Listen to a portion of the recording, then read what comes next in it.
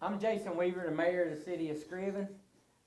I brought Chief Deputy Hargrove over today to sit down and just have a conversation about SPLOST 5 and the impact it has on our community from the county perspective all the way to municipalities.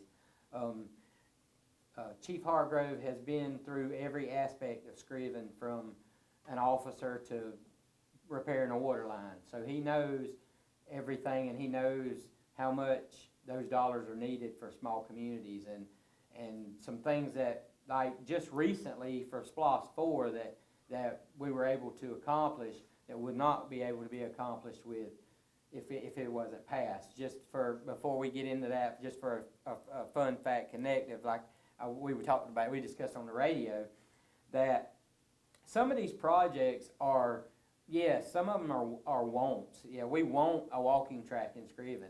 We want a new playground equipment. Is it a need? No, it's not a need.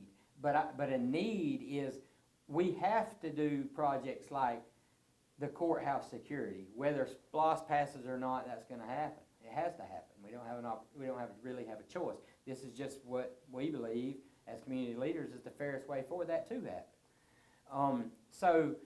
If it doesn't pass, it affects things like that walking track in Screven, like those lift station pumps that we have to change, that like those wells that are $85,000 a piece that go out in small cities that have a tax base of $40,000, looks at each other and says, how are we going to pay for $85,000 well because nobody in our city has water?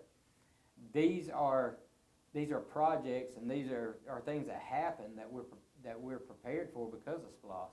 And Mike, we went through SPLOST 4. You actually had the joy of writing SPLOST 4 for the city of Screven. It was done before I come on 2017. I think y'all passed it and took over in 2018. But I've had the benefit of being able to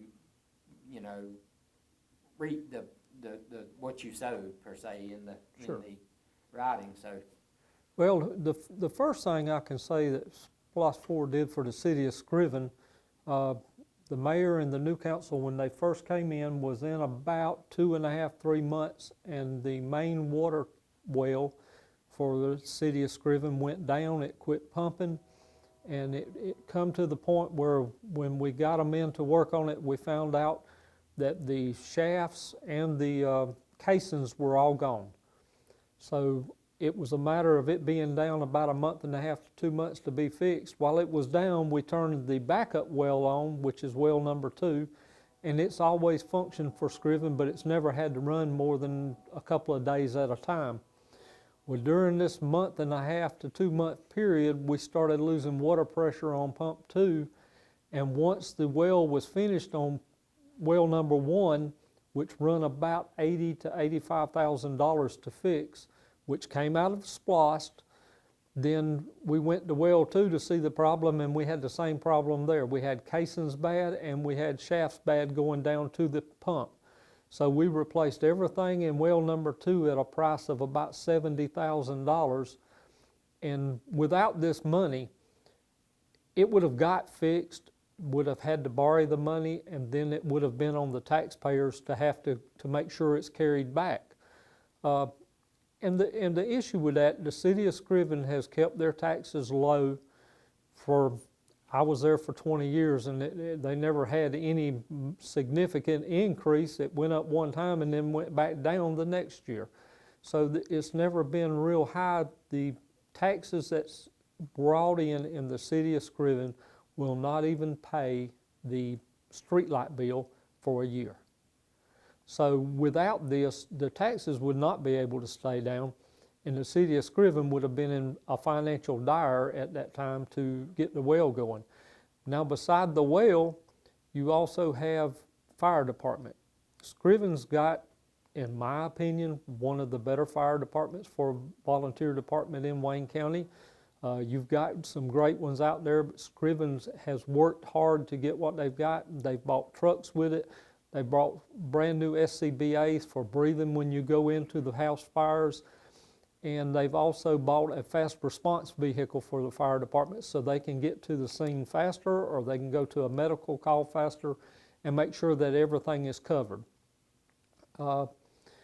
You've got in your lift stations and at your wastewater treatment plant, SPLOST 4 has helped to buy new aerator motors to aerate the ponds, new pump motors to replace the pumps for the spray field, and it's also helped to rebuild the spray fields. There's approximately 1,000 spray heads in the spray field for the city of Screven, and every one of them in the last 2 years have been replaced.